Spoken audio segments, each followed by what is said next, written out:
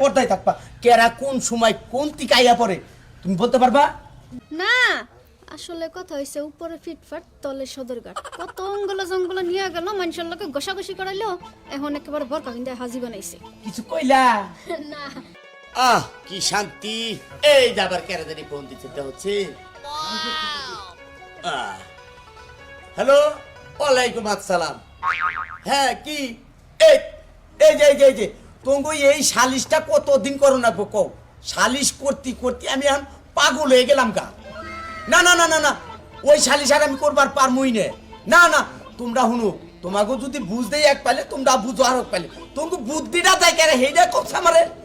হ্যাঁ আচ্ছা আচ্ছা আমি পারবো না, তুমি নড়া মাত ধরে গেছে তামকা।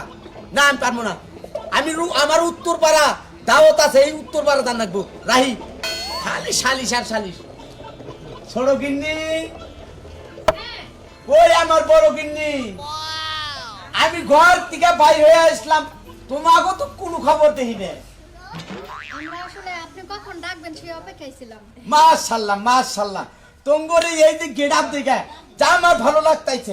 তোমরা সব সময় পর্দায় থাকবা, বরকা ছাড়া কোনো দিকে বাইরাবা না, বুঝছো?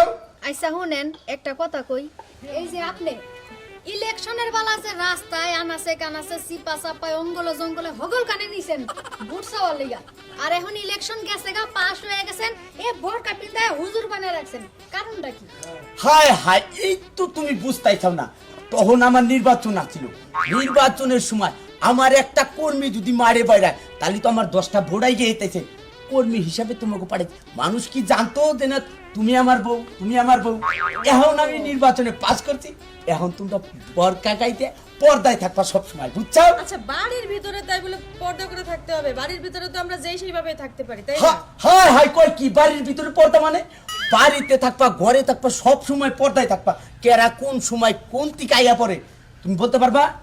না আসলে কথা হইছে উপরে ফিটফাট তলে সদরঘাট কত অঙ্গল জঙ্গল নিয়ে গেল মানুষের লোকে ঘষাঘষি করাইলো এখন একেবারে বরকা কিন্তু হাজি বানাইছে। কিছু কইলা? না আপনি কি কম, আপনি আমার জামাই বলে কথা।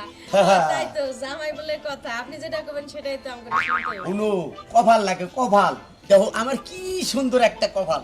এই কপালের মধ্যে তোমার নাগালে একটা লক্ষ্মী বউ, তোমার নাগালে একটা লক্ষ্মী বউ, দুইটা বউ আমার কপালে। কি শান্তি, হুইয়া শান্তি, খাইয়া শান্তি, পয়রা শান্তি, রাস্তাঘাটে চলাফেরা কইরাম শান্তি। একটা কথার ভিতরে কথা হলো আমি বাসা আপনি বাড়ি থেকে বাইরে এখনই বাইরাবো, তোমাগুড়ি খালি বই লাগেলাম। শুনো তোমাগুড়ি ডাইকা বই লাগে তাইছি, বাড়িতে যদি কোনো লোক আসে তাহলে কিন্তু ঘরের বাইরে বাইরে বানা, ঘরের দিকে কথা বলবা, বাইরে লোকজন দাঁড়িয়ে থাকবো।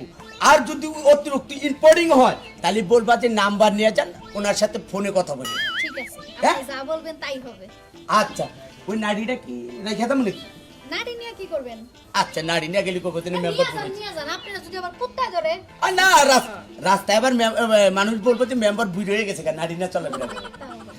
আসিয়া আর টুনটুনি আমার লক্ষ্মী আসিয়া। দেখে শুনে যান কিন্তু। আর দেখা শুনাই তো জামু, আমি তো রাস্তাঘাটে আন দেখা শুনাই চলাফেরা করি, আগের মতো তার অন্ধ হয়ে চলি না।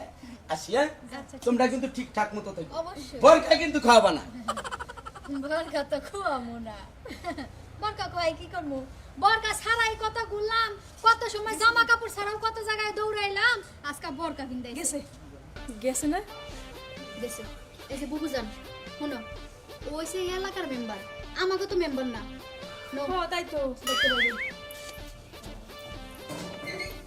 এরকম একটা জামাই থাকলে গাথায় পড়তে বেশি সময় লাগবে না। এখন এই বুবু মুখটা ভালো করে ঘুরে নাও, কেউ যেন না দেখে। আরে সমস্যা নাই, কেউ চিনবে না। আও